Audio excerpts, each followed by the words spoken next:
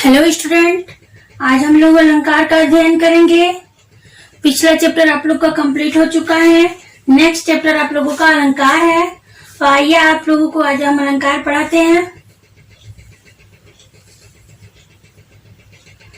अलंकार अलंकार का अर्थ होता है आभूषण या श्रृंगार।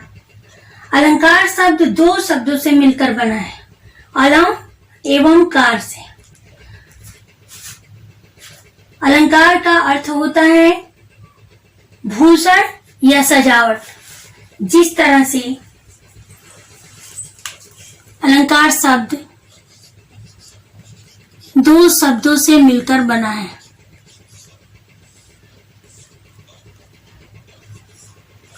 अलम धन कार। इस तरह से अलंकार का अर्थ हुआ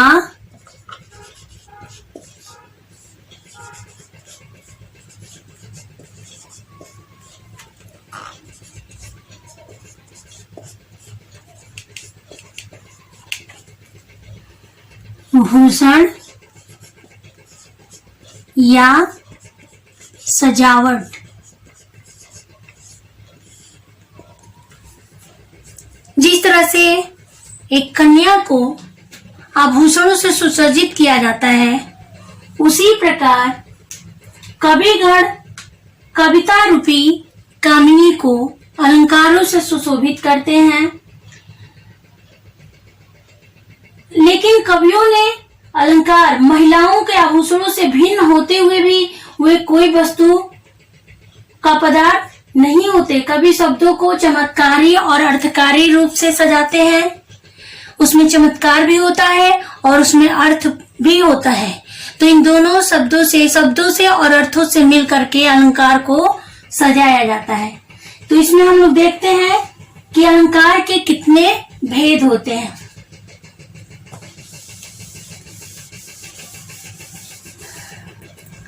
अलंकार के कितने भेद होते हैं। पहला होता है शब्दालंकार।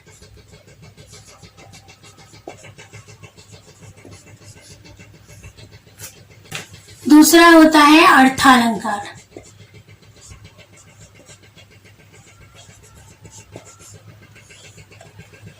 शब्दालंकार को शब्दों के माध्यम से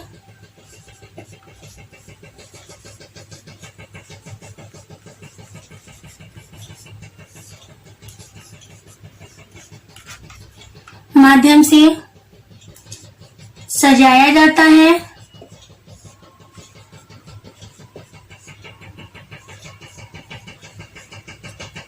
अर्थात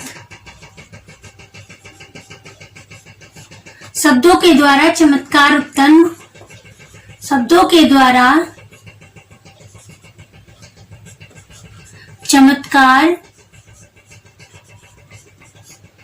उत्पन्न होता है।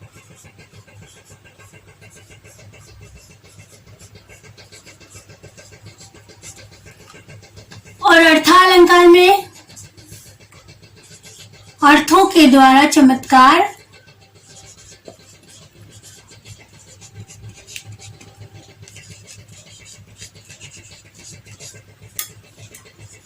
उत्पन्न होता है।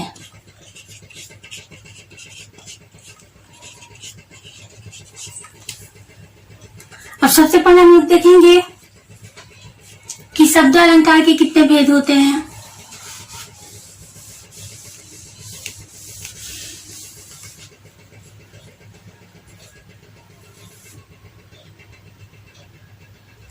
शब्दालंकार के तीन भेद होते हैं, अनुप्रास,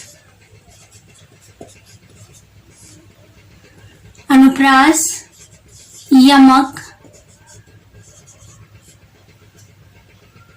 तथा तीसरा होता है श्लेष अलंकार।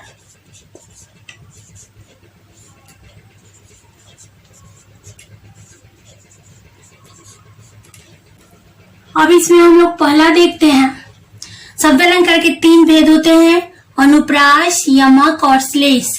अनुप्रास की परिभाषा, जहां पर एक ही वर्ण की आवृत्ति, आवृत्ति का मतलब होता है आना, जहां पर एक ही वर्ण बार बार आए। वर्ण का मतलब आप लोग समझते ही हैं, क ख ग घ ग च छ ज झ, ये सब क्या है? वर्ण है।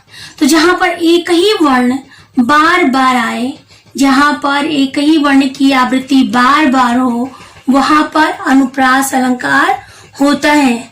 जैसे कि तरनी, तनुजा, तट, तमाल, तरवर, बहुछाए, या ये कहिए कि चारु चंद्र की चंचल किरणें खेल रही हैं जलथल में, या हम कह सकते हैं मुदित महीपति मंदिर आए।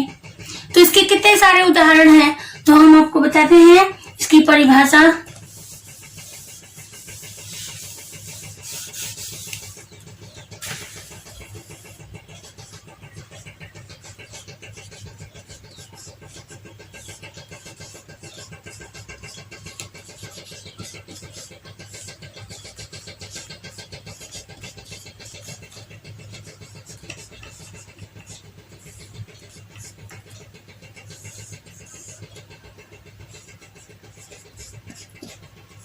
जहां पर एक ही वर्ण की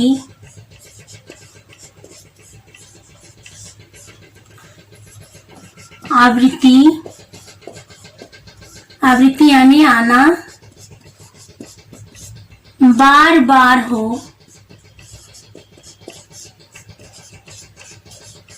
वहां अनुप्रास अलंकार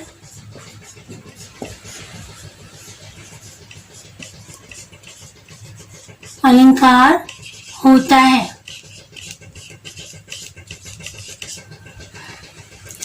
जैसे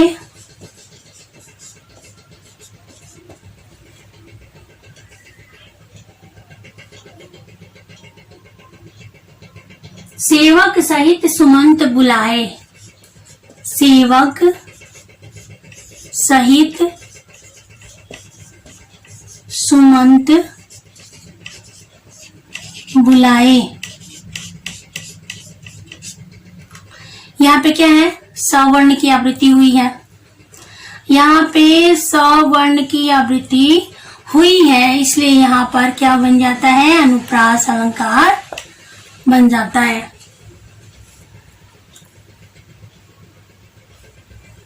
सभी बच्चों से मेरा अनुरोध है कि वो नोटबुक लेके बैठा करें और इसको नोट करते जाएं। एक दो उदाहरण मैं आप लोगों को इसमें और बताती हूँ, इसको आप लोग नोट कर लीजिए।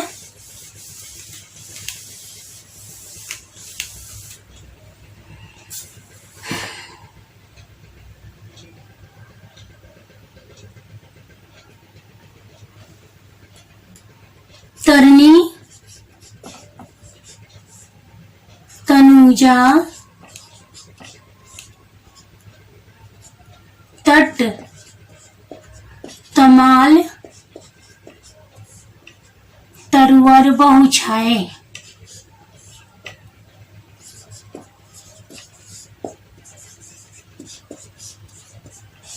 यहाँ पे त वर्ण की आवृत्ति हुई है,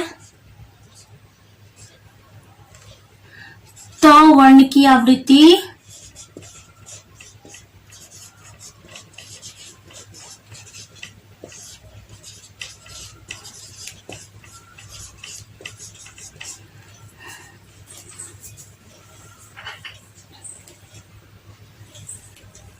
एक और देखिए, चारु चंद्र की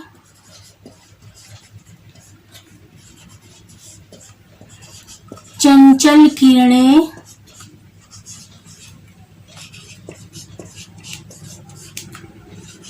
खेल रही है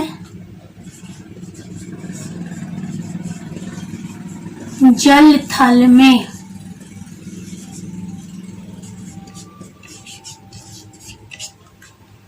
यहाँ पे चौवर्ण की आवृत्ति हुई है,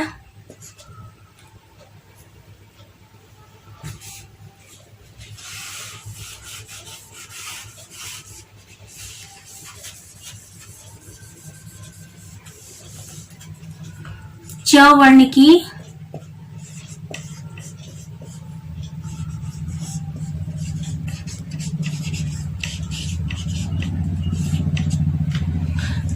की आवृत्ति। तो आप लोगों ने देखा कि अनुप्रास अलंकार, अनुप्रास अलंकार वो होता है जहां पर एक ही वर्ण की आवृत्ति बार बार होती है, वहां पर अनुप्रास अलंकार होता है। इसका उदाहरण मैंने आप लोगों को 2-3 उदाहरण लिखवा दिया है, जैसे तरनी, तनुजा, तट, तमाल, तरवर, बहुछाए, यहाँ पे त वर्ण की आवृत्ति है। चारु चंद्र की चंचल किरणें खेल रही हैं जलथल में, यहाँ पर च वर्ण की आवृत्ति है। या सेवक सहित सुमंत बुलाए, यहाँ पे स वर्ण की आवृत्ति है। या मुदित महीपति मंदिर आए, तो यहाँ पे म वर्ण की आवृत्ति है। इसी तरह से अगर समान वर्ण वाले शब्द बार बार आते हैं तो वहां पर अनुप्रास अलंकार हो जाता है। अगला अलंकार हम लोग देखेंगे यमक अलंकार।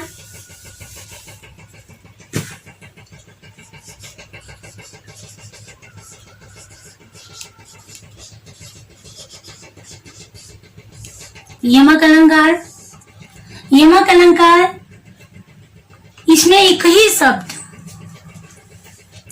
शब्द 2 बार आता है, लेकिन उसके अर्थ भिन्न हो जाते हैं। जहां पर एक ही शब्द की आवृत्ति 2 बार हो, जहां पर एक ही शब्द 1 से 2 बार आए और उसका अर्थ भिन्न हो जाए, वहां पर यमक अलंकार होता है। जैसे आप लोग देखिए,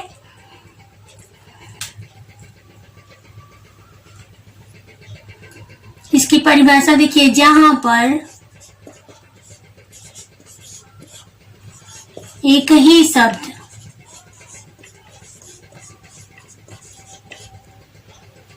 एक से अधिक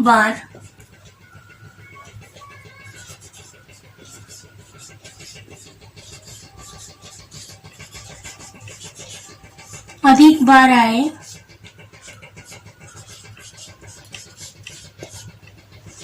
और उसका अर्थ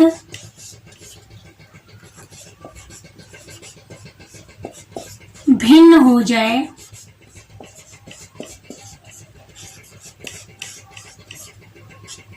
तो वहां पर यमक अलंकार होता है।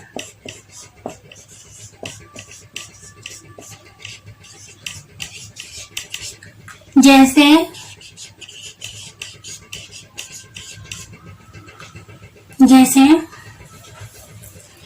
तीन बेर खाती थी वे,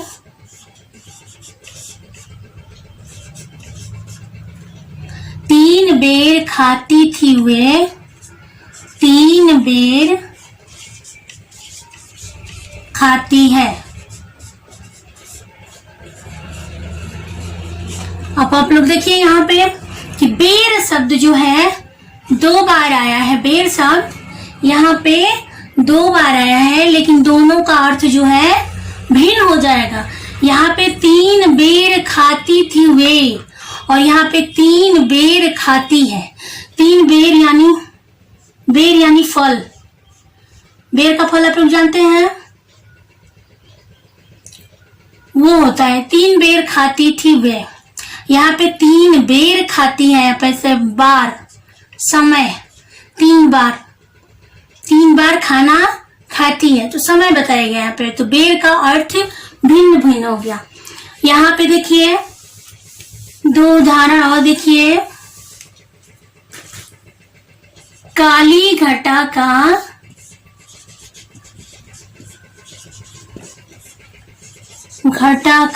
काली घटा का घमंड घटा, काली घटा का घमंड घटा। यहाँ पे देखिए घटा 2 बार आया। यहाँ पे क्या आ रही है, काली घटा आ रही है। काली घटा का घमंड घटा, यहाँ पे घटा यानी बादल, और यहाँ पे घटा यानी कम हो गया, कम होना। काली घटा जो चली थी बहुत उमड़ करके, उसको बड़ा घमंड था कि लोग मुझे देख करके डर जाएंगे कि बारिश होगी। लेकिन क्या हुआ, हवा का एक झोंका आया और उसको चू मंत्र कर गया तो उसका घमंड क्या हो गया, चूर चूर होकर के यहाँ पे कम हो गया। एक और उदाहरण देख लीजिए आप लोग। कनक कनकते 100 गुनी, कनक कनकते 100 गुनी,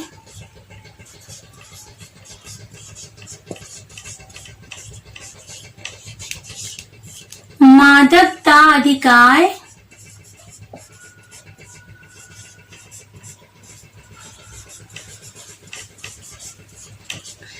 या खाए बोराय जग,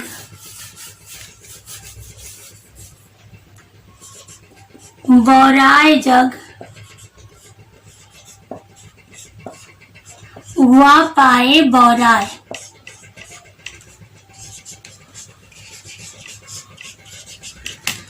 अब देखिए यहाँ पे कनक 2 बार आया है, तो एक कनक का अर्थ हो जाता है सोना,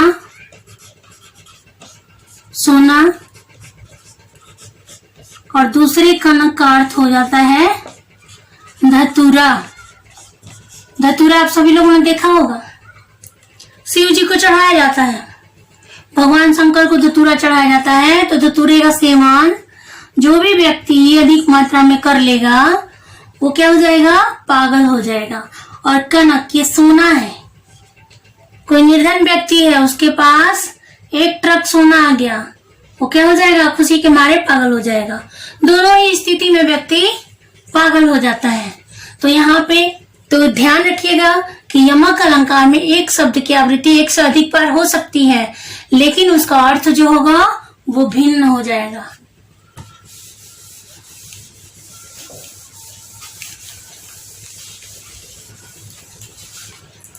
अब अगला श्लेष अलंकार है, उसका अध्ययन हम लोग कल करेंगे, कल के वीडियो में। और बच्चों आप लोगों को अभी तक जितना भी पढ़ा दिया गया है उसका अध्ययन कीजिए आप लोग। मैं 1-2 दिन के अंदर ही आप लोग को होमवर्क मिलने वाला है। फिर आपका क्लास जो है 27 जून से स्टार्ट होगा।